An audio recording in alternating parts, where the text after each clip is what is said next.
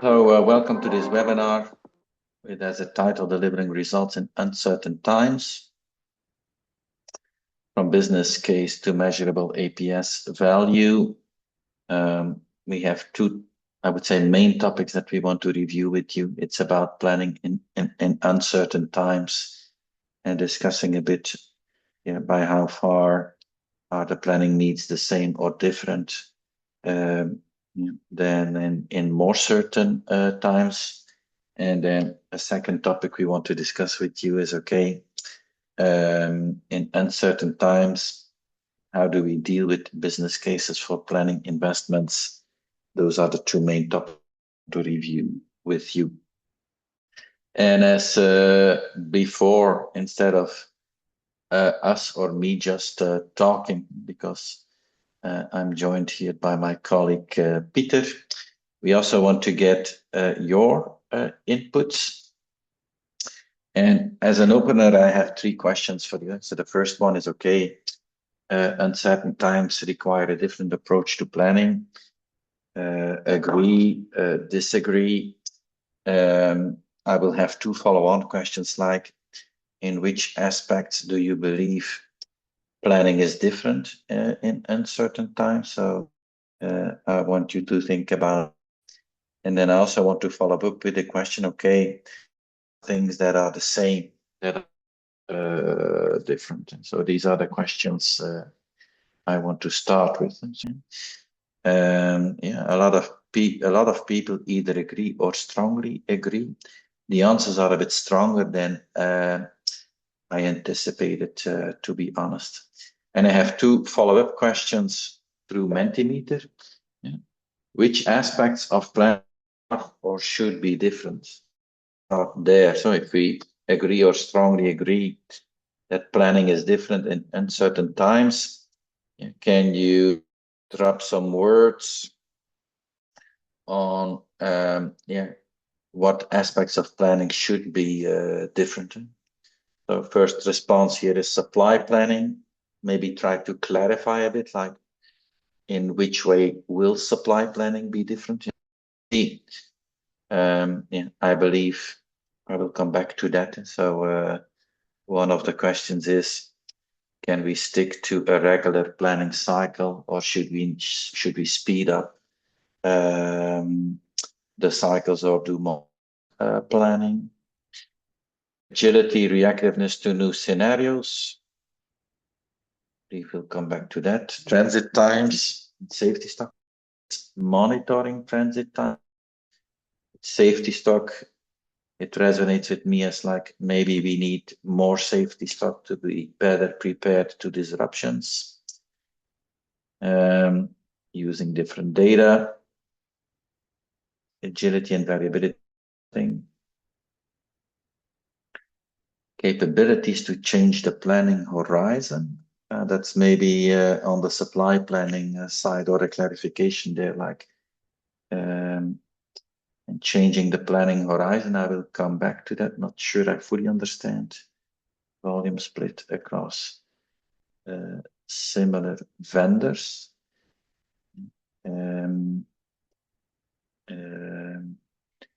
I associate that a bit with, on the supply side, making sure that we're not single sourced, but that we try to go to dual sourcing. I scroll down. I think these are the answers so far. Let me also ask the question, like, which aspects of planning do you believe are or should be the same? So we touched upon a couple of things that potentially are different, but are there any planning aspects that you believe should be the same? Data quality, that certainly resonates with me. We do a lot of planning implementations, and data quality is a big challenge to planning accuracy, collaboration, alignment between stakeholders. I like that one.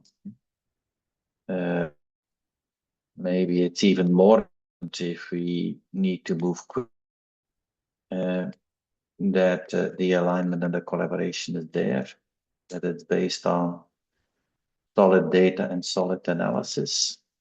Cooperation, End-to-end visibility. Yeah, I love that one as well. Having visibility on what is happening in the chain.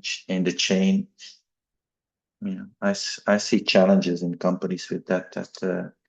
Sometimes we have good planning systems, but we really have multiple systems for demand and supply. And whether it's good planning systems in theory, we lack the end-to-end visibility. And if you lack end-to-end visibility, moving fast can become problematic. Keep the monthly cycle. I will come back to that question. Solid planning processes. Yeah, most probably in these times, our planning processes need to be even more solid. Frozen periods. That's an interesting one. I may also come back to that. Company strategy and protocols. Objective and strategic direction. Yeah. What that triggers with me is when we need to make decisions, yeah, we also need to we need to get guidelines on how to make decisions. And most probably the objectives and the strategic direction are an important input there. Let me move on. So don't want to be not yet over there, but what we see, or what I see when I look at what planning vendors are doing and talking about. As an example, OMP is talking about decision-centric planning, a bit as opposed to process-centric planning. What is the decision-centric planning? Yeah. It challenges the approaches, adding rigid processes, dictate decisions are made. It starts by identifying the decisions that matter and build the planning process around them. This approach enables an always-on capability that continuously monitors signals, evaluates scenarios, tests assumptions, supports fast-forward decision-making across the organization. Continuous monitoring of signals, evaluating scenarios, testing assumptions, and supporting fast decision-making, coordinated across the organization. I think that echoes, on the one hand, need to do differently. It's probably speeding up, evaluating even more scenarios, and also what we need to keep, sure that the decision making is coordinated across the organization. Kinaxis, I believe, for a long time talks about concurrent planning. What is it? A new holistic model that takes into view the whole planning network and aligns data so that a change in one part of the supply chain triggers corresponding changes in communication in the rest of the chain in near real time. And when I got to know Kinaxis as a technology, how I was told the story by one of the founders of Kinaxis is like, we had the optimization world, and then Kinaxis more took that connected planning or concurrent planning view, where we say, okay, when something changes on the left or on the right, it could be the demand side, it could be the supply side, we immediately want to be able to see the impact and suggest options to the planners or allow easy simulation to react instantaneously. And in general, with all the uncertainty around us, having that type of planning capability is probably what companies are looking for, and it's also what vendors are positioning. And another partner of us is Arqiva. I think they talk about resilient planning. I think they are fastly changing the narrative. So turning this to clarity, drive speed, agility across global operations with solutions designed for constant change. So also there, the thinking is, how can we build planning solutions indeed that help us to better deal with constant change. So if I try to summarize, I see a lot about better sensing capabilities. And if you talk about sensing, on the one hand, it's more on the strategic tactical layer, like, okay, what are macro and longer term? It could also be more operational, which is, I would say, the original demand sensing. What is order behavior of customers? What are competitors doing? What is the impact of weather and how can we take that into account? And when it's about sensing, probably 5 to 10 years ago, sensing would primarily have been focused on the demand side. It's probably also increasingly on the supply side, because now the variability can come from everywhere. Even basic materials like packaging can get stuck and become problematic. And if we want to play closer to the ball, we need to have better sensing capabilities on all the variabilities around us. Faster and ad hoc scenarios and decision making. Certainly the OMP narrative is like, okay, you don't want to wait for the next cycle. When something happens, we need to make scenarios ad hoc and turn that into decisions ad hoc. And I think the idea there is that the traditional process thinking is too slow for the volatility that we see around us. And say maybe a bit less pronounced, but if you read between the lines, like, okay, how can we better anticipate some of the things that we need? I saw like safety stock and lead times. Instead of being surprised, can we analyze and understand risks upfront? Can we analyze possible hedges upfront, like putting extra inventories before the risks materialize? So can we also use those scenario capabilities to better anticipate and avoid being surprised in the end? I would say these are all logical things to do, but it's hard to do it with Excel or ERP functionality. So if this is what you want to do, my feeling is that having professional planning systems is really needed. And capabilities, the third one is the hardest. So yes, tools have scenario capabilities, but are they also good at identifying and exposing risks? And do the tools give a good proactive support on what are possible hedges against risks? I think that's where current tools are probably at their limit and what is stretching. And I happily refer to the previous webinar where I was presenting, where I talked about SNOP 2.0. So if you ask me, we need to find I would say, risk native approach to planning. Some of the concepts I suggested, separating base demand from opportunity, to better separate what is the relatively certain part from the more uncertain part. You can do that on the demand side. You can copy that on the supply side. And how to do that, my feeling there is that vendors are still figuring out, but I see a renewed interest also over the last couple of weeks and months.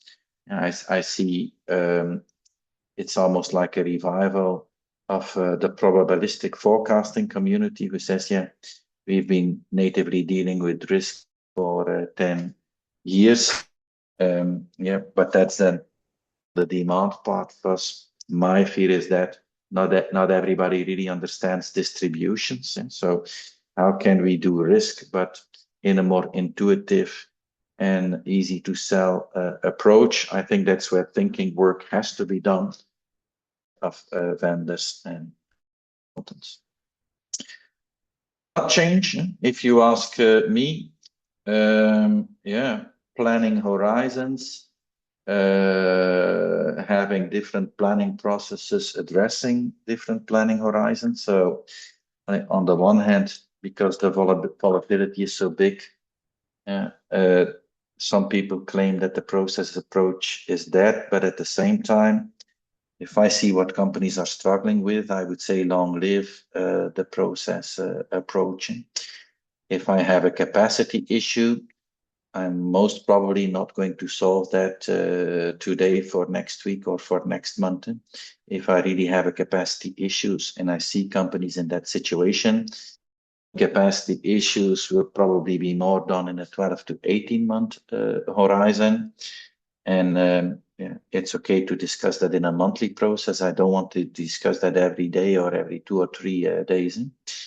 If I have a shortage of raw materials, again, I may not be able to solve that today for tomorrow. It may require a couple of weeks. And how to deal with the shortage of raw materials or key components over the next few weeks. It's probably something that still makes sense in a master planning process. If I'm short on finished product, again, I may not be able to solve that today for tomorrow because I'm stuck to a certain production wheel. Yeah. So here again, yeah, how do I then optimize and deal with that? Yeah. So my feeling is, and we will remain with different planning levels of details, focusing on a different horizon, and maybe from a tooling perspective, it can all be in one tool with so-called telescopic planning, but it's not because it can all be done in one tool or in one planning model that I don't need the separate processes to create a separate focus. If I combine the two, this is a diagram I took from I think my first of my second book. So my feeling remains we will see different planning processes with a different horizon in companies. Yeah.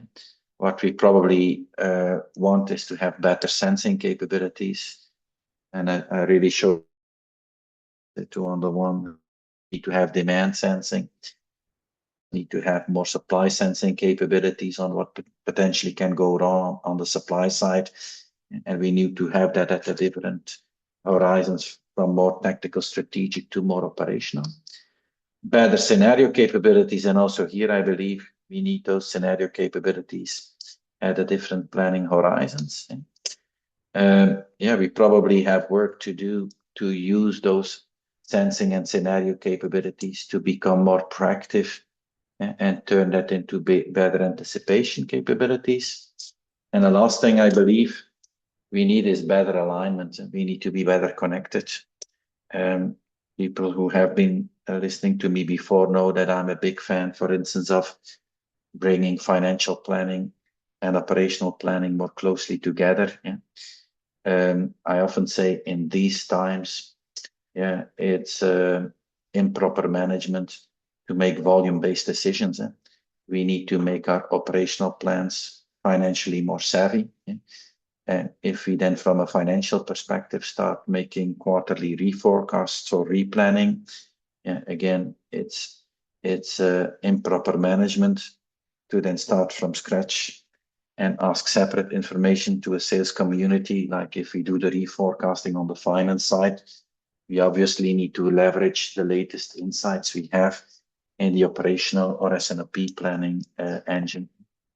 And I think it's logical, but I keep seeing it's a hard sell in companies and in general, APS vendors also stay a bit closer to the S&OP or operational planning zone, ambitious on the financial planning zone compared to the FP&A vendors who claim they can perfectly do both financial planning and all of the operational planning. Good. And if this is what we probably need today, I think what we need on the longer term, and again, I refer to my previous webinar, is a more risk native approach to supply chain planning. We will not go into detail here, but we will see if we can incorporate the recording of that webinar in the notes we sent afterwards. And I'd obviously be happy to continue that discussion as well. So let's go to Mentimeter here before we gently go into the second part of the business case discussion. But let me ask you, so over the last 18 months, have you improved on sensing capabilities, and then anticipation, and how far have your plans become better connected or better integrated? If I look a bit at the results, when it's about sensing, people to either be more or disagree. So too optimistic here when it's about the ad hoc scenarios, almost like I see a bit of distribution. So some tend to agree. So it seems to me that we are doing that, maybe because sometimes we are forced to. When it's about risk assessment and anticipation, we seem to be a bit more cautious. That's potentially a next step. And here it seems to be in general a bit neutral to even a bit negative. So what I take from that so far is my feeling is that it's recognized that we need a different approach to planning. I also see that planning are supporting those claims and at least positioning that we have the capabilities. At the same time, if we look at the improvements over the last 18 months, and I took the 18 months because then there was a new president in the US that certainly has contributed to all kinds of volatilities. So it's not that we maybe made the step. Two questions. I hand over to Peter and to the business case. Yeah. So first question to you. Yeah, uncertain times require better planning capabilities. It's a bit the question I asked in the beginning as well. And what I try to sense here is like, okay, yeah, maybe we are in a position that we need better planning capabilities, yeah, but because of the economic uncertainty, it's maybe harder to sell, yeah, and it's harder to unlock the necessary funding yeah, to get access to those planning capabilities. And better planning capabilities could be better planning tools, but I also see it more broadly. It's like also investing in people capacity, and people capacity could be FTE, but it could also be the type we have in-house, like more analytics or data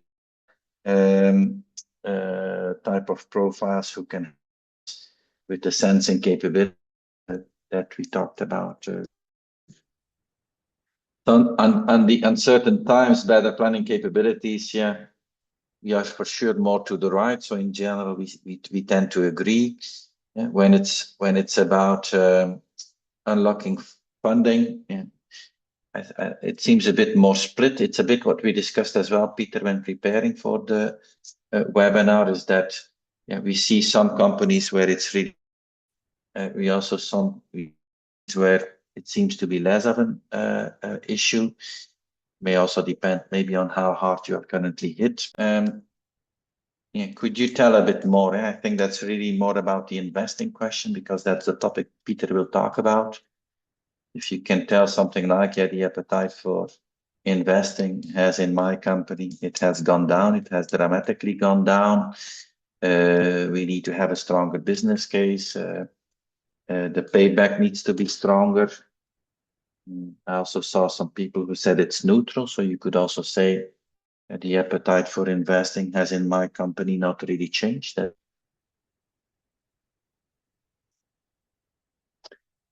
And in the meantime, there is a question or a remark here from a participant. Do you think planning needs to become more skilled with macroeconomic and political analysis now?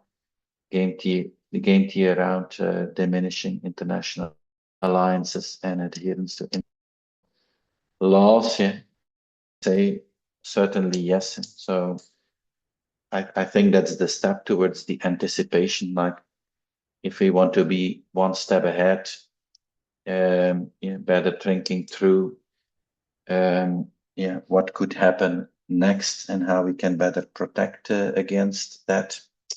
I think that is needed. And what it also triggers with me is that certainly is also operational planning question. Like if we say yeah, we want manufacturing capability US to be less exposed to tariffs and we want to go more for a regional strategy to better protect against global political instabilities. These are obviously scenarios and that are more on the tactical strategic level, not just on the operational level. Okay. The same slightly increased. The focus areas change. That's interesting. Deep dive business analysis and potential added value are strongly taken into consideration. Transformation budget higher than ever. Okay. So at least the people who answered here are in that sense not too passive, but happy to have you take over here, Peter, and our insights on what's happening and how we build at least those companies who are under pressure. We can help and what we can learn from that in general. Yes, thank you, Bram, for the very interesting introduction in today's webinar, and also to the audience for providing a bit of input, let's say, for the next section. So the second part is about building the value case or getting, let's say, the investment approved of the executive team in times that we are in, such as today, and a bit of volatile, uncertain times. And I would like to start the second part by showing how Solventure has been guiding customers in the last 20 years in supply chain planning transformation journeys. And this specific methodology was also shared in one of the webinars that we hosted, I think the end of last calendar year. And I will bring a statement here that in today's world, these big end-to-end roadmaps, which is what you see on the screen, a journey, a transformation journey where you start with processes, organization, where you mobilize the team, where you engage with the data, consolidate all the data, and where you then onboard on a system implementation, for example, an APS solution. These end-to-end roadmaps are, in some occasions, as we have seen in the last couple of weeks and months, a bit harder to sell to the executive committee. And I've brought a few reasons there that I wanted to share today. And often the value case that we see that our customers are building is sometimes built on very high level assumptions, and we cannot really blame them. That's also how, let's say, objective institutes have supported these companies over the last couple of years. But to really bring in the funding for these type of programs, executive teams are now looking for more deep dive analysis. And I think that was also one of the points that was raised earlier through Mentimeter, that we need to do some more bottom-up value case determination. Yeah. And that's an element that I will come back to later. A second reason or observation that I have in the last couple of months is that these type of programs, they require significant upfront time investment of customers. Time investment to be done in end-to-end process design, as I said, mobilizing the troops or the teams, consolidating the data. While this is all very valuable, these are valuable activities. It is causing a bit of a longer term or time to value, and this is also what is holding some executive teams back of making these type of investment decisions. And then maybe to end with, just in general, the high uncertainty on both the top line and the bottom line are also reducing, in some cases, the appetite for bigger investment cases. This is, of course, then applicable for companies who might be impacted due to the multiple crises that we have seen in the last couple of months, while others could be, of course, also positively impacted there. But what I could say is that a lot of these observations are mainly related to an increasing level of uncertainty and volatility, and it's a bit conflicting, as we've also seen in the Mentimeter results. So on the one hand, Bram also shared that the increasing volatility requires an upgrade of how we do planning in general, an upgrade of both the processes, the systems, but also the mindset. But on the other hand, in some cases, it's becoming increasingly harder to get also these projects or programs approved. Yeah?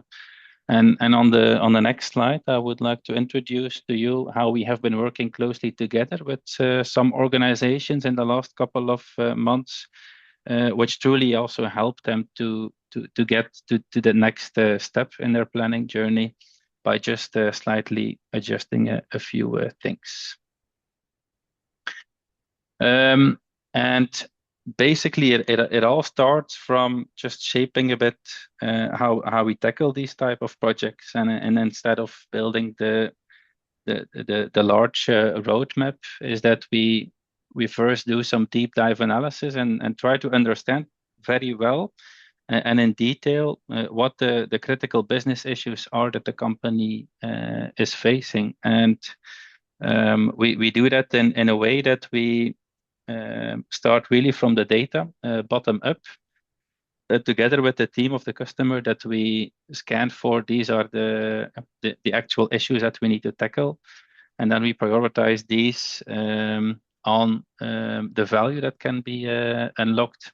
And that's also how we can prioritize certain initiatives. And on the right here, you see that, so there are a couple of takeaways that I wanted to share. And so one of the reasons why people have a harder time to get these investment cases approved is that executive teams are looking for faster time to value. And so the way that we are approaching it now is that we chop up the big program in smaller initiatives, and that we tackle the critical business issues that unlock most of the value first. Yeah? And a second takeaway there is that I shared that often we hear that due to the fact that business cases are approached on a too high level basis, that the return that is projected or expected, it's not really tangible or not realistic enough. And so there we strongly advise to do those bottom-up value cases based on your data, based on the current performance of the teams of the organization, and also based on the potential that you have as a company based on industry standards and benchmarks. Yeah. A third takeaway would be that we simply also need to lower the threshold to invest. So the bigger the budget required to onboard on these programs, also the more difficult to prove that value. And also therefore chopping it in multiple initiatives can help bring in that first value fast, and that value could then also finance the upcoming initiatives. Yeah. And so it's a constant iteration of identifying the most important critical business issue that the company is facing, doing root cause analysis of, okay, what are the different problems which are causing that issue, going to solution mode and truly thinking about what are now the capabilities that we need to overcome those problems, go to implementation, and then to the most important part, to the value realization. And by doing these iterations and initiatives in a sequential manner, we can also have this as a self-financing model. As I said, we have been working with a couple of organizations in the last couple of months, and I just would like to share you on a high level how that could work. And at Solventure, we have worked on a value identification package, which allows organizations or teams to, as I mentioned, effectively detect these issues or areas for improvement, and where we jointly work on recommendations towards the ExCom team, and where we rank them or prioritize them based on high return on investments.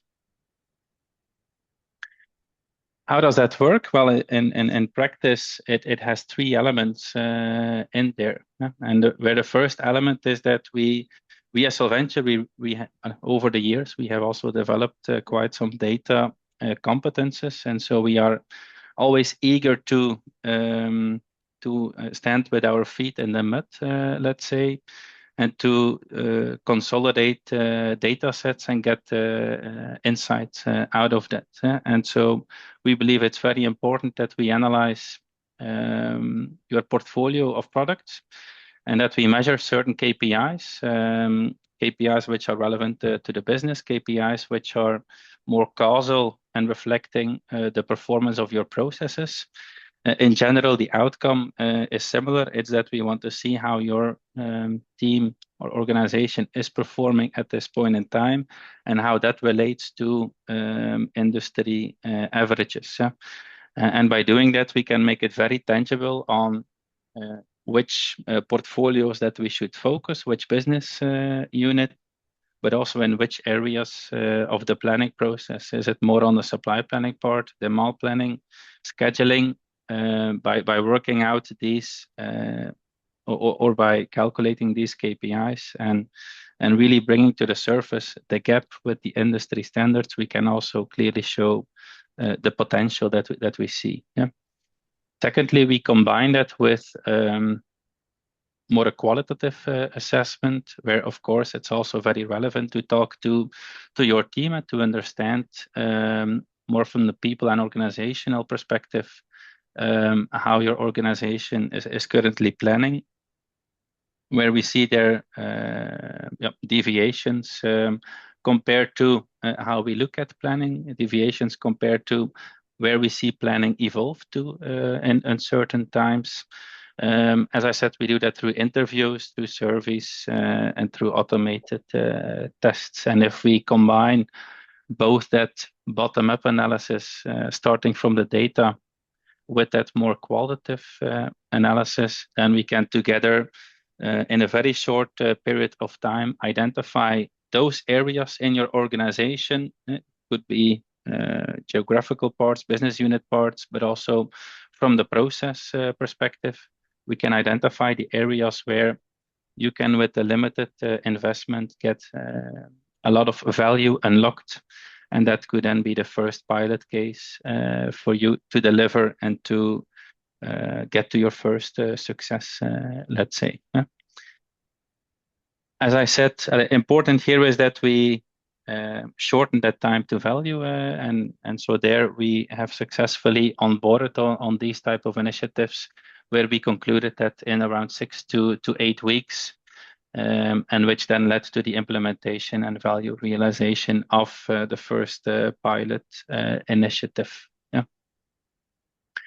And it's a bit of a different approach. Instead of looking at everything holistically from the start, it's about looking at what is the key business issue that we need to solve, make a detailed value case so that it's also very predictable of what could be the outcome of that project, and that we then also deliver that jointly. And that's from the practice how we have done. Yes. And I think the discussion we had with it is like, and even if you go immediately for the bigger transformation, making sure that you have a clear business case for the individual steps, which is also relatively bottom up and relatively detailed, so that you can better track and monitor the value. I think that's also a general, it's the direction we want to go, right? Too many of those transformations are built on business cases that are too high level. If it's too high level, it's difficult to follow up. And if you don't hold the organization accountable by telling them, hey, we were going after these business benefits, we're not getting there. And so what are we going to do? The team, the company, and the implementation partner to get to the benefits, we will not increase our chances to get to the benefits, right? We've been making some assumptions in preparing this webinar, right? That maybe the biggest, I think in general, what I learned is need to improve on planning. Two, I think when we saw about how fastly are we developing on sensing capabilities, on scenario capabilities, on the anticipation, and on becoming more connected, it's at least a bit fragmented. And on average, we didn't make too progress. So if you can share your biggest hurdle or struggle you are facing today, I also believe indeed that if we want to more quickly react, and certainly if we want to be able to start anticipating, scenarios are key. Data, we recognize that. Data was also mentioned in the category of what is not changing. Yeah. If we don't fix our data issues, we're not going to get to better planning. Silos, get more agility in the process to respond quicker to changes. Like, yeah, I understand that, and in that sense, I also empathize with what Bram is saying. Processes are to allow us to react fast enough, but it doesn't mean that we no longer need processes. Responsibility split and collaboration with stakeholders. So not sure what is meant here with responsibility split, but to me it tastes a bit like that silo and the misalignment of stakeholders. Increased complexity, tools not good enough, plus transformation of the way of thinking. Yeah, so it is a transformation. So it's about the tools. It's about alignment of the different stakeholders, clarifying the responsibilities. Forecasting. So forecasting for sure has not become easier. Let me see if there's any general questions from the group. If you would still have questions afterwards, don't hesitate to reach out to me. Don't hesitate to reach out to Peter through LinkedIn or through email. There's still one last question here. Yeah, how flexible the frozen periods can be. Can we have planning horizons, short, medium, long, adapted to the type of product? I think we would need to follow up a bit separately. I think we should, and what we should try to do is, a frozen period basically means, okay, if we change something within that horizon, it's going to have a bigger impact. And yes, we need to be more agile. And being more agile probably also means we need to show the impact. What is the on other customers? What is the impact on costs? And what is the impact on inventories like off-grade product or off-spec product or product where we potentially have a quality issue? If we need to be more agile, we probably need to open up the discussion. But opening up the discussion should always be done from a perspective that we can show the impact. I think that's the answer there. So hope you enjoyed. Thank you all for joining, and we hope to see you back in one of our next webinars.